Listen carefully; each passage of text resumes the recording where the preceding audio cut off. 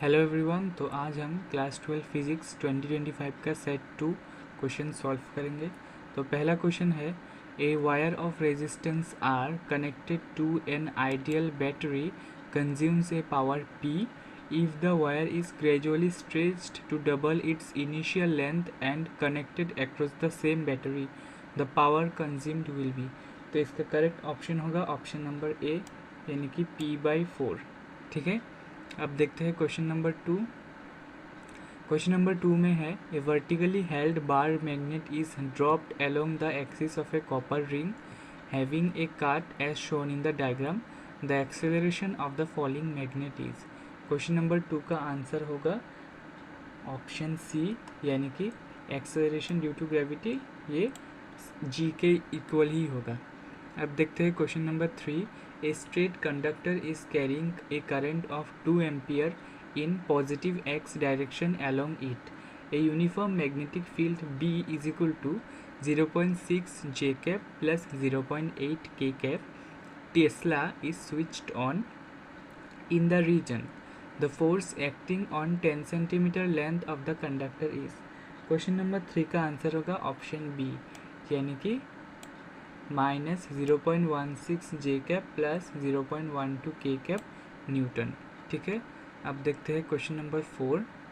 Question number 4 में पूछा है, an AC source is connected to a resistor and an inductor in series. The voltage across the resistor and inductor are 8 volt and 6 volt respectively. The voltage of the source is. तो question number 4 का answer होगा ए, यानी कि 10 volt. ठीक है, अब देखते हैं question number 5। A proton and an alpha particle enter with the same velocity v in a uniform magnetic field B such that v perpendicular B। The ratio of the radii of their path is. तो question number 5 का answer होगा B, यानी कि 1/2। Question number 6 पर चलते हैं। To coherent waves each of intensity I0 produce interference pattern on a screen.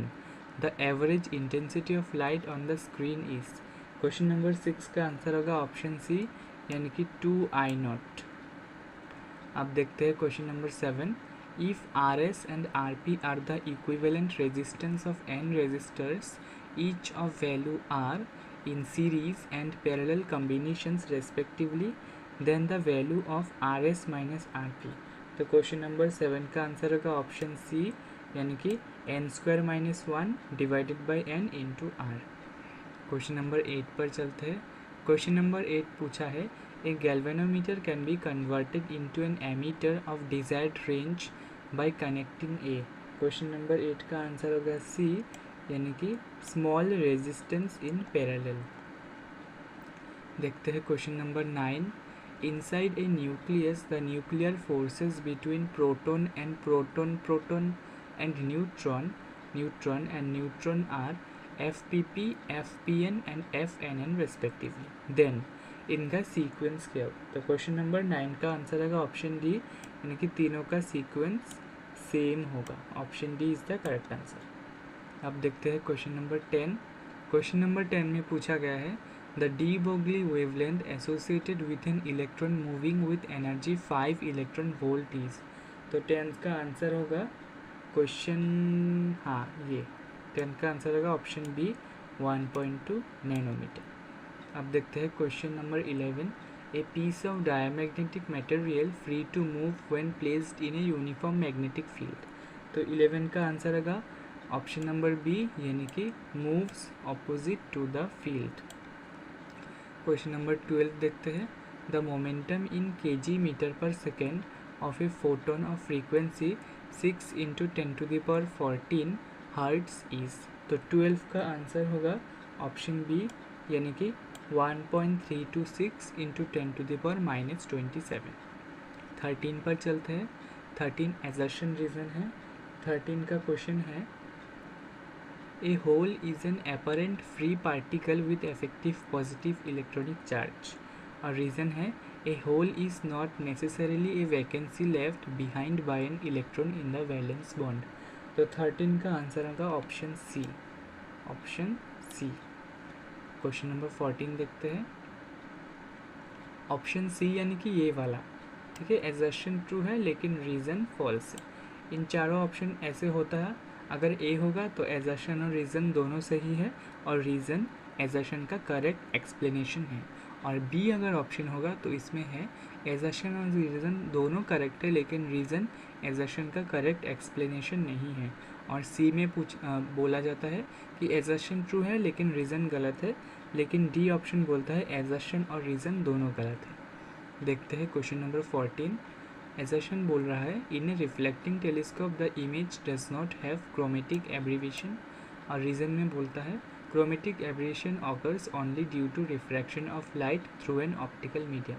तो इसका आंसर हो जाएगा ऑप्शन बी, ठीक है। इनकी दोनों सही है लेकिन करेक्ट एक्सप्लेनेशन नहीं है। क्वेश्चन नंबर 15 देखते हैं।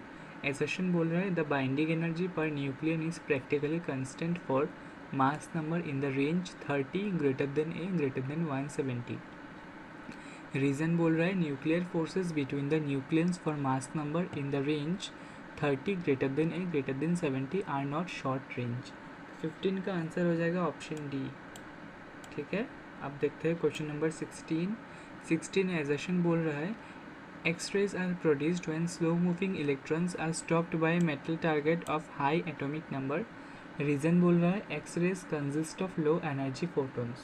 तो डी का आंसर भी हो जाएगा, 16 का आंसर भी हो जाएगा, option D is the correct answer, ठीक है। सेक्शन बी आप खुद से कर लीजिएगा, MCQs मैंने करेक्ट करवा दिए, आप अपने मार्क्स चेक करके मुझे कमेंट में बताया। Thank you for watching.